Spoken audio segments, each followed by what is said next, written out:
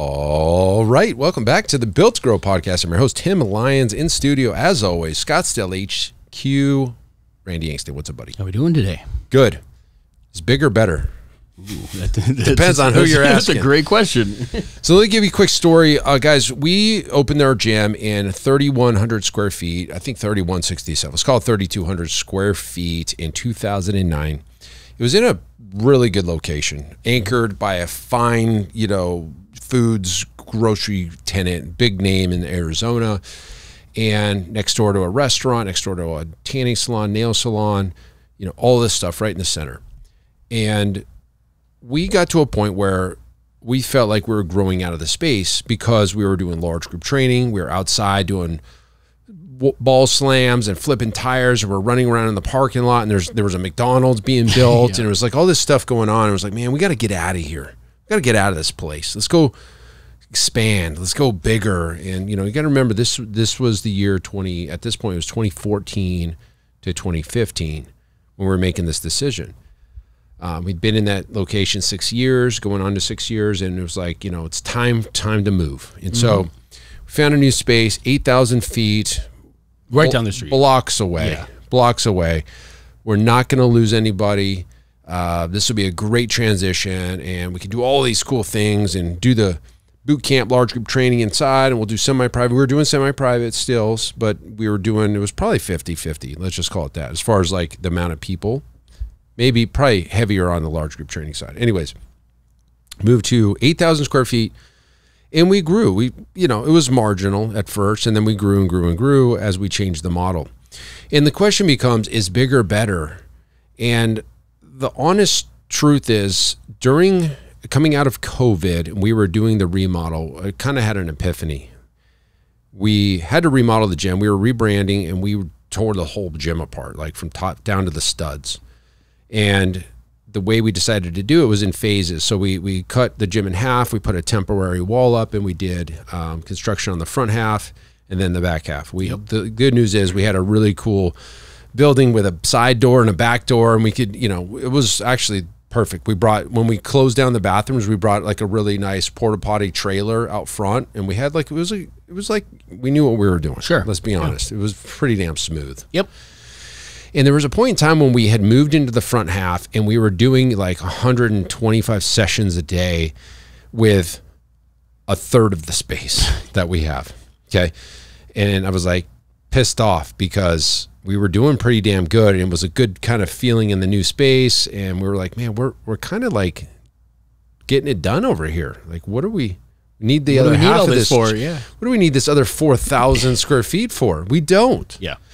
And obviously there was nothing I could do at that point. We are where we are. And of course we have the podcast studio. We've got all this like other offices and stuff in here, but we're paying for it. Correct. Heavy overhead, tapping on 17.5 this year, 17,500 a month in rent. And, the question becomes, would I do that again? And the short answer, the quickest answer is absolutely not. Mm-hmm. There's way more margin, and we can run the same traffic or the same clientele base out of a 3,000 square foot place with half the overhead, right? Like, if you're going to go to a 8,000 to 3,000 and you go from into a nicer center, it's probably going to be a little less than 50% because you're going to pay a premium to be in and that comes the next question. Would you rather pay a premium to be in a really, an anchored tenant center versus what I believe is the badge of honor in CrossFit is like going to the back of an industrial park at the cheapest rent? And what's better? And really, the honest truth is, there's no question in my mind. Anchored tenant shopping centers would be the direction because of just the walk-in traffic. Yeah, you're going to pay for eyes. Either through rent and visibility, people in the area that are walking past you every day, or you're going to pay for it in marketing. You know what I mean? So you're going to spend the money to get the eyes on what you're offering regardless. Yeah. Do you want to do it a little bit in rent, over the long haul, or are you going to throw it through traditional forms of marketing like Meta and Google and the other things that, you have to draw people to the location as opposed to they're already there? Sure.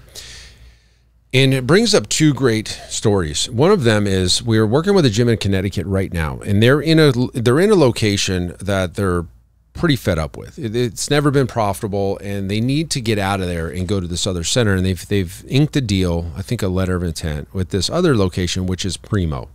It's like the town center and all the businesses going on. There's right on the road. It's on the same road, but one's kind of offset. But the new location's like right there on the street.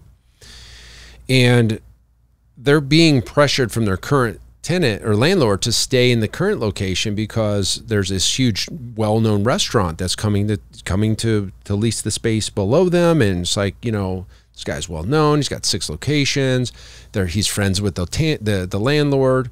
And like, wouldn't that be great? And I basically, we had this long call and it boiled down to this. And here's what it was. You're banking on this restaurant there you go. coming in and bringing you business. Okay, that's what you're banking on. If you had never been here for 5 years, you wouldn't know any different. That might sound good to you. But you've been in this location and it's underperforming. And we're going to put all of our success in the hope that this other restaurant that's coming in is going to bring everybody in your business. 2 things. One, you have no control over that. Absolutely not. Second is they're there for breakfast. They're not there to work out. Like, sure, you're going to get some eyeballs on you, and like, but there's nothing that is going to guarantee that they're going to come and sign up for you. Yeah. Versus the new location where it's like town center. Everybody goes to theirs. There's smoothie bars and wellness things and chiropractors and all these things that bring like multiple businesses bringing in the right clientele for you. Now, the same story is true. That doesn't mean they're going to go join your gym. Sure. But you're going to get the eyes of the location versus hoping that this tenant's going to bring people in. Whereas all of those other people are bringing people in right now because it's existing. You could stand over there on a Wednesday afternoon and look. Like, this is what is normal. Yeah. And so, like, I'm pushing them over there, and they're like getting sideline. I got to call them today. I got to make sure that they haven't made any new changes to their plan. Yeah. But to me, the prime location outweighs the cheap rent tenfold. Sure. And here's another reason why. Number one, it's getting harder to market. Like, let's just be honest. You're going to continue to spend more, and it's 100% up to you to get people in that center. If you're in a tough location. Like if you're in the cheap rent CrossFit guy with the roll-up door, 100% on you. Yep. Cool. I mean, if marketing was cheap, and if it was going down, maybe. When you're in the center, we have a gym owner that literally just moved locations. He sent up 30 people with no marketing because of walk-ins, because he's in a better location. Yeah. And so we were in a better location than we are now. So at the time, in 2014 to 2015, when we moved to the new location, yeah, it was 2 blocks away, but it was out of that really good center with the nail salon and the tanning salon, the restaurants and stuff. Now where it's up to us, we still have we're right on the same street, but you know, unless we're marketing, nobody's walking in here. Yeah. And so that was a bad decision 10 years ago, a decade ago. Sure. So that was probably the wrong decision. I mean, we've made it work. Now, here's the kicker, right? We're coming up on another term in a couple of years. Like, what do we do next? Can we go back to a smaller location? It's really weird, right? We're going to have to make some decisions here pretty soon. It's like, I don't know. Well, it goes back, and that you know, it goes back to 2 things. One, do you move location? Let's just say hypothetically, you had the option of just downsizing here, you know, cutting off half, maybe, you know, a portion of what you're utilizing here in this spot. You know, can you trim some of the overhead to a smaller location? Do it here. That'd probably be ideal. Is it possible? Don't know. Can you move locations to where it's somewhere similar? Right, same thing. We're not going to lose clientele by moving 20 miles, 15 miles, 10 miles, whatever it may be. But then the other half of that is we know the goal is a smaller footprint because of the first half of your, you know, what you were talking about, right? Like, we know that the margins, all of that goes direct to profit if we didn't have all of an extra overhead to carry, right? So it's almost like the phases of business ownership, you know, that you've talked about, right? Optimization is kind of where you're at right now. How do you, with all of the things in play, how do we get the most out of this that's one, going to benefit you as an owner, going to benefit the business overall. But that's where the decisions have to be made. You have to look at all of these things. You have to consider these things. If you listening are looking at locations or considering opening a gym, all of those things, take this stuff into consideration. I think both of us would agree bigger is definitely not better. I would much, and we've had gym owners that we've had the same discussion with, right? Like it was too early for them to expand and go blow out a wall and open up or extend their expenses because they didn't need it versus their capacity and utilization in their footprint, right? Yeah. The goal of this business is to make as much profit as possible with all of things considered, right? And if you don't have to grow, well the thought then becomes, if I'm going to take on, let's say, an extra $4,000 in rent, will that make me $12,000 in profit? Maybe. Yeah, it just depends. How is it going to happen, right? Is it happening through more marketing budget, more expense to get those more? So that $4,000 in overhead becomes 8, 9, 10, and so now is an extra $2,000 a month worth it for all the headaches and outlay? It's all needs to be lined out, right? And then we're talking, there is going to be a point of, call it a tipping point when it comes to the people that you're serving in the business too. Do what you have when it comes to coaching, staff, your schedule, all of that type of stuff. Can you expand and utilize maximum that opportunity with that square footage added? Can you afford to put another coach on the floor? Can you do, there's so many things that come with being able to serve more people. And sometimes it's not about just more people, more square footage. It's about the optimization of the business within. I would much rather serve 100 clients really well, high end, and have a phenomenal service-based business. I mean, we work with a lot of gyms that with 100 people, they can make $500,000 a year. Yeah. Right. It comes down to and I think this is a really good way of looking at it too, is what do you want the business to serve you with? Like what is the goal of the business? And then taking that and looking at the business, the square footage session, how many sessions you can operate out of it, your coaching team, all of the things that it takes to deliver on that. Does this location give you that opportunity, or does it not? I mean, that's really what it comes down to. Don't shoot yourself in the foot, or don't go too big out of the gate unless you know that you're going to utilize every bit of that. I mean, realistically, if we looked at the square footage here, we could probably double the capacity. But now we're talking 400 something members in a semi-private business. More coaches, more attrition. That was going to be one of the things I brought up too, right? Yeah, when you have more members, even at moderate attrition, let's just call it 4%. With 400 members, you're replacing 16. With 200, you're replacing 8. With 100, you're replacing 4. And again, there's a cost per acquisition. Unless you've got organic ways to get people in the door, you're probably doing them already. Unless you can't really pour fuel on organic referrals. You can try, but sometimes it just doesn't work. Yeah, the people just don't want to refer, not because they don't love you. There's something else going on in some of these people's heads, and it's very, very interesting. We've noticed this many years ago when we changed from large group to semi-private only. The culture changes because the person's different that we're serving. It's not the same person. You can get people to adopt from large group into semi-private, but the human being is a little bit different when you're attracting them. The person at the semi-private, it's not about tribe. It's not about more. It's not about seeing. It's about them. Absolutely. For them to refer somebody to you, it's they have to say, well, my time and not seeing all these friends and stuff where I come in here, I kind of kick them out. I'm going to invite that in. I don't want to do that. It's almost like isolate. Like they enjoy the isolation factor of leaving the rest of the world outside, right? There's almost like a secret sauce to it too. Secret society. Well, yeah, right. I mean, they don't want to share the secret of what's getting them a result sometimes. It's weird. They don't want, exactly. It's very strange, but I've had people say that to me, by the way. I had a doctor tell me that. I go, hey man, I know you're a doctor and your business thrives on referrals. You haven't referred anybody. And I'm not saying you have to. I'm just questioning, dude, how do we get more people in here through your practice? We've sent you a ton of people. He goes, I don't want anybody in here that knows me.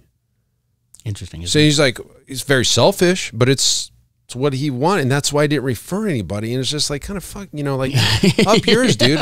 Well, the referrals to him stopped. Sure. You know what I mean? It's not a two-way street. None of it's a two. Dude, they'll be so honest with you guys. Like gym owners right now, that you had this high hopes of the chiropractor or the physical therapist or the naturopathic doctor that you've sent dozens, if not 50 people to, sending you like 10 or 12 or 5% back. It won't happen. So do not expect it to happen. If you're ever going to do a deal expecting reciprocation, get an affiliate deal where anytime you send somebody to them, they pay you, because they ain't sending you somebody back, even though they said they would. It just doesn't happen. And I don't know why. It's just expected of gyms to outsource, and nobody's coming back to the gym. Just interesting. It's very interesting, yeah. Like, you know, that doctor has overweight patients that need to work out and get on a nutrition plan, but they would rather prescribe medication in Ozempic than send them to the gym. And it's just, that's just the way it is. Like, you can't fight it. I've tried. We had a physical therapist in this room behind us, and it was up front. My man, we got to cross refer, and yeah, man, I'm all over it. We built his business from zero. I think he left with 50 clients when we kicked him out. Like, dude, you're just not holding up to your end of the deal. What you're paying for us in that rent does not cover the cost of what we can use that room for. It's just, it was a business thing. Yep. Nice guy. Yeah. And it's not personal. Like the bottom line is, all of this stuff is business. All of this stuff is math. You have to look at the business just like that. Your decisions should be led, you know, with a lot of logic to back the decision making, not just emotionally pour in, oh, that sounds like a great idea. Yeah, but does it actually have the ability to pay you what it needs to? Yeah. Well, just know this, guys. Just know this. What we sell in the fitness industry is hard work, okay? It's not appealing. We can make it sound as easy as possible, but if the honest truth is, the client's got to do work. I mean, there's no way around it. We also need to agree that there's only so much budget that a client has to spend on things like wellness, whatever, right? And when you're in line with somebody that you refer them out to, and they start getting some relief out of pain, maybe it's a chiropractor, I'm just throwing an example out here, and they're getting massages, and they're getting, man, my back feels so much better, my neck, I'm sleeping better, and they're getting all these results from being manipulated, not like physically manipulated, yeah. Not like mentally, but physically manipulated through adjustments and things like that. And they're getting the result, they're out of pain, physical pain and mental, where they're not like, kind of like, hey, I don't really need to work out anymore. Think about their wellness like they used, like as a problem like they used to. Yeah. Maybe I'll just cut that gym out. Yep. And so here you are doing the right thing by the client, helping out the other business. You send them to a chiropractor or a physical therapist, and they're getting results over there, and they're charging them more and more. And maybe at some point they're paying that person more than you, and then they quit your membership and stay with them. It happens all the time. Yeah. So just be careful. Just know. Like, I think you need to help the client first. Like, that's number one. But there's potential, and it's happened dozens of times here, where we've outsourced somebody and they've stayed with that other provider, not a fitness provider, but they cut their fitness out to get the results that they were really wanting from another thing, a doctor, GLP, whatever. And, you know, there's the human dynamic there that even if it doesn't come down to money, it's the ease. It's the, oh, I mean, I can show up once a week. At best, maybe it's like every other week to get adjusted or get, you know, service over here. Yeah. But I got to be in the gym 3-4 times a week and beat the hell out of myself in order to experience something that, you know, I feel is a gain. People can gravitate towards the path of least resistance. Like the reason that, you know, GLP-1s and all of this stuff is like exploding beyond the fitness industry is because it's for the lack of a better term, it's an easy button. Right? It's an easy button, and we need this to play out a little bit longer. But I think the people that are losing all their muscle mass, they're going to start coming back. Well, I think that the onus is on the gym owner to be that solution for that. Yeah. Right. Let's not go battle the weight loss factor that they're doing over here. Let's provide something that they can't, that we know that client needs. That should be the communication that we're bringing to the marketplace. Yeah, right. Strength, putting muscle mass, saving muscle mass, because we know it's non-discriminatory when it's, you know, getting weight off of you. Those clients are going to need this service more than ever after they go down that route. But if you, the gym owner, aren't speaking to those things, educating clients, long-term nurtures, things like that, don't expect them to come back in your doors. And not like that doctor is going to send them over. You got to go talk to that doctor. So anyways, we got off the, what was our topic today? I don't even, what was doing? We were talking about the square footage and bigger is not better. There you go. But anyways, we got off topic, but I think you get the point. We're not going to ramble on any longer. We've taken up too much of your time. Nick, what's our time count on this one? 20. Yeah, we're right. Have at it. It's like I have like this internal timer when it's time, around 18 to 22 minutes. Send you on your way. Let the little baby bird fly. Go off and do good things. All right, that's it for this episode. Hopefully that helped you. Get the brain spinning, turning, twisting. Guys, we got a huge event coming up in Nashville. I'm actually heading to Long Beach tomorrow to go speak at the Perform Better. Hopefully I could see some folks there. If you have any questions, we got links in the show notes all over the place. That's it for this episode. Until next time, keep changing lives. We'll see you on the next show. Bye. All right, thanks for listening to another episode of the Built to Grow podcast. If you want more help growing your business, join our free Facebook group, Profit Accelerator, helping training gyms grow to $30,000 a month and beyond. We'd love to see you there. Go check out the show notes for the link and keep building something great, and we'll see you in the next episode.